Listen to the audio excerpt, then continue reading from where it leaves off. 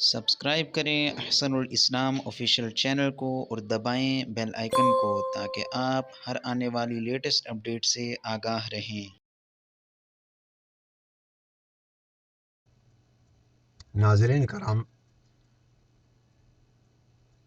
نوران قاعدہ تختی نمبر 3 آپ کے سامنے کھلا ہوا ہے۔ تجویدی قواعد کے ساتھ نوران قاعدہ پڑھایا جاتا ہے، اور آپ آج توجہ کر لیجئے گا، اس میں اہم ضروری باتیں۔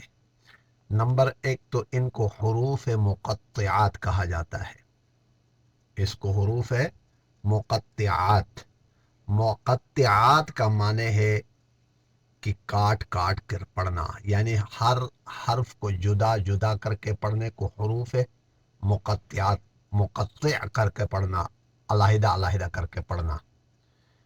نمبر 2، ان کے اوپر جو مد ہے، اس مد کا نام ہے مد لازم کلمی مثقل۔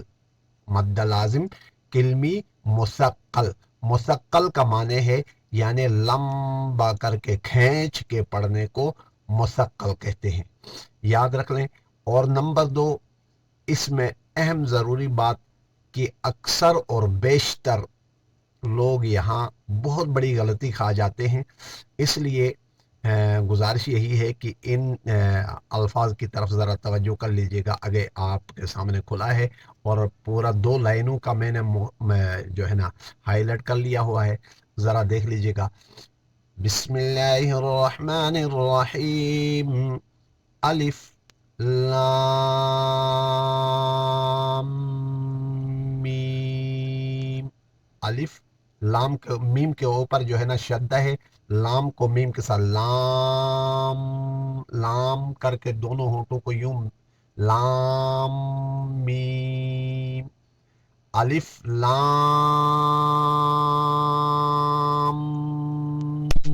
میم صاد، الف لام را۔ را کے اوپر کھڑا زبر ہے، الف مدہ کی آواز دیتا ہے یہ بھی، الف لام میم را۔ کاف، یہ کاف ہے، ذرا توجہ، کاف ہا یا عین صاد طہ۔ یہاں غلطی اکثر کھا جاتے ہیں، سین کے نہیں کہنا ہے، سیم کہنا ہے، تو سیم، سیم کر کے دونوں ہونٹوں کو میم کے ساتھ ملائیں گے، سیم، کیونکہ میم کے اوپر شدہ ہے، سین نہیں، اکثر یہاں غلطی کرتے ہیں، تو سیم میم۔ سین کو میم کے ساتھ جوائن کر کے جوڑ کر کے پھر میم کو دوبارہ پڑھنا ہے، طاسیم میم، پھر دوبارہ الف لام میم، الف لام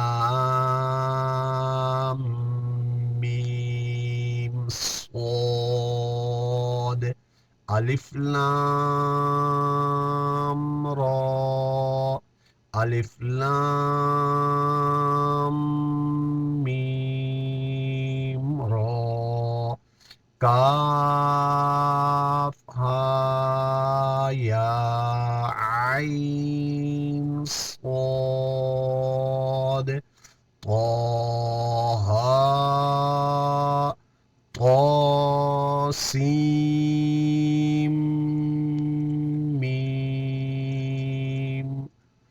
اس طریقے سے اس کو یعنی کھینچ کھینچ کر پڑھیں گے تاکہ ہر لفظ کی صفت ہر طریقے سے ادا ہو سکے۔ اس کو حروف مقطعات کہتے ہیں۔ پہلی 2 لائنیں میں نے پڑھا دی ہیں، اگلی ویڈیو میں آپ سے ملاقات ہو جائے گی۔ والسلام علیکم ورحمۃ اللہ وبرکاتہ۔